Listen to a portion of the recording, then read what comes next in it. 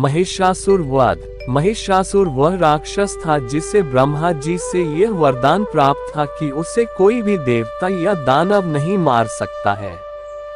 असुरों के राजा महिषासुर की भक्ति से प्रसन्न होकर ब्रह्मा जी ने उसे यह वरदान तो दे दिया था, लेकिन बाद में यही महिषासुर देवताओं के लिए समस्या का कारण बन गया। वह देवताओं को सताने लगा। तब देवताओं ने अमरता का वरदान पाने वाले महिषासुर का संहार करने के लिए जो रास्ता निकाला वह बहुत अद्भुत था। आज आप उस कहानी को जानेंगे जिसमें देवताओं ने एक असुर को मारने के लिए सृष्टि में एक शक्तिशाली देवी को चमत्कारिक तरीके से उत्पन्न कर डाला। उस अद्भुत देवी ने अमर हो चुके महिषासुर नामक राक्षस का वध किस प्रकार किया, ये पूरी कथा हर किसी को चकित कर देने वाली है। हमारी संस्कृति की पौराणिक कथाओं में जहां देवताओं का वर्णन है, वहीं असुरों की भी पर्याप्त चर्चा की गई है। उस समय के दानवों में एक दानव था महिषासुर, जो राक्षसों का राजा था। महिषासुर का भगवान की भक्ति करने में कोई जोर नहीं था। एक बार तो महिषासुर ब्रह्मा जी को प्रसन्न करने के लिए हिमालय के बर्फीले जल में खड़े होकर तपस्या करने लगा। कंपकंपाती हुई ठंड में अत्यंत शीतल जल खड़े होने के कारण महिषासुर का रक्त जम गया, लेकिन अपने जीवन की परवाह किए बिना महिषासुर बर्फ के समान जमा देने जल में वर्षों खड़ा रहा। कहते हैं कि महिषासुर का शरीर बर्फ से पूरी तरह ढक गया था। उस अत्यंत शीतल जल में उसके पूरे शरीर को बर्फ की तरह जमा दिया था ठंड ने। लेकिन एक तपस्वी की भांति महिषासुर ब्रह्मा जी को प्रसन्न करने के लिए जप तप करता रहा। अंततः ब्रह्मा जी महिषासुर की तपस्या से अत्यंत प्रसन्न हो गए। वे महिषासुर के समक्ष प्रकट हो गए। उन्होंने महिषासुर से कहा कि हे भक्त, मैं तुम्हारी भक्ति से अति प्रसन्न हूँ। मांगो, मुझसे क्या वरदान मांगते हो। महिषासुर ने ब्रह्मा जी से कहा, हे भगवान, पहले हमें वचन दीजिए कि आप हमारी इच्छा को अवश्य पूर्ण करेंगे। ब्रह्मा जी ने महिषासुर को वचन दिया कि हे महिषासुर, मैं तुम्हारे प्रेम भाव से अत्यधिक प्रभावित हूँ, इसलिए तुम जो कुछ भी मांगोगे वह तुम्हें अवश्य दूंगा। महिषासुर ने कहा कि प्रभु, यदि आप मुझसे प्रसन्न ही हैं तो मुझे अमरता का वरदान दीजिए। मुझको यह वर दीजिए कि कोई दानव या देवता मुझे मार न सके।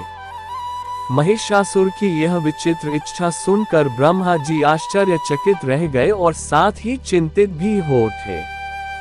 लेकिन अब वह अपने महिषासुर को दिए वचन से कैसे पीछे हट सकते थे।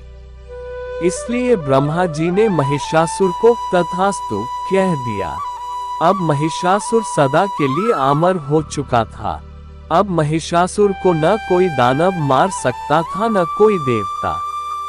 अब महिषासुर निरंकुश हो चुका था। अब वह कभी देवलोक में विचरण करता तो कभी असुरलोक में। अब महिषासुर अपनी मनमानी करने लगा था।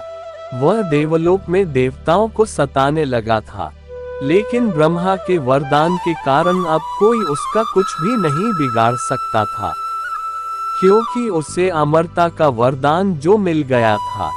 ऐसी स्थिति में न कोई देवता उससे मार सकते थे, न ही दानव। अब महिषासुर देवलोक में किसी भी देवता के निवास में प्रवेश कर जाता और उन्हें उठाकर गेंद की भांति हवा में उछाल देता।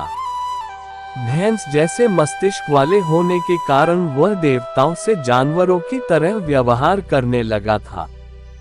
स्वर्ग लोक में महिषासुर का उत्पात बढ़ता ही जा रहा था। एक दिन अचानक उसने देवराज इंद्र से युद्ध करना आरंभ कर दिया और अपने आसुरी बल के कारण इंद्रदेव को भी पराजित कर दिया। इसके बाद तो महिषासुर ने स्वर्ग लोक को अपने नियंत्रण में ले लिया। अब महिषासुर सिंहासन पर बैठकर देवताओं को ही आदेश देने लगा। सभी देवता गण महिषासुर के अत्याचारों से तंग आ गए थे। इसलिए वे सभी दौड़े दौड़े भगवान ब्रह्मा, विष्णु और शिव जी के पास पहुंचे। लेकिन उन सब के पास भी ब्रह्मा जी से अमरता का वरदान प्राप्त होने के कारण महिषासुर को मारने का कोई उपाय नहीं था। तब तीनों देवताओं ने मिलकर यह निर्णय लिया कि वह महिषासुर के संहार के लिए इस सृष्टि में एक देवी शक्ति का उदय करेंगे। वही इस असुर का विनाश कर उसे उसके पापों का दंड देंगी।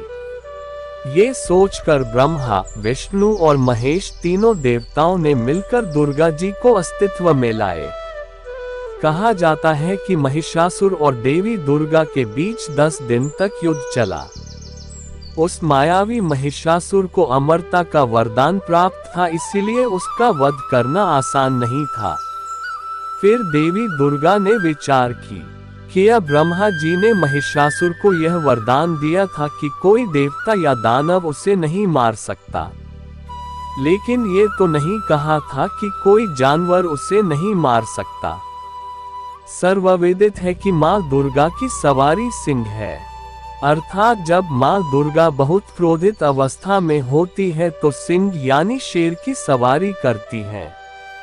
महिषासुर के पापों का दंड देने के लिए माँ दुर्गा सिंह पर सवार होकर प्रकट हुई। इसके बाद उन्होंने अपनी सवारी सिंह को यह आदेश दिया कि इस महिषासुर राक्षस को चीर फाड़ कर खा जाए। माँ का आदेश पाते ही उनकी सवारी सिंह ने अपने विशाल पंजे से महिषासुर पर झपट्टा मारा और एक ही पंजे के वार से महिषासुर को अपना शिकार बना लिया।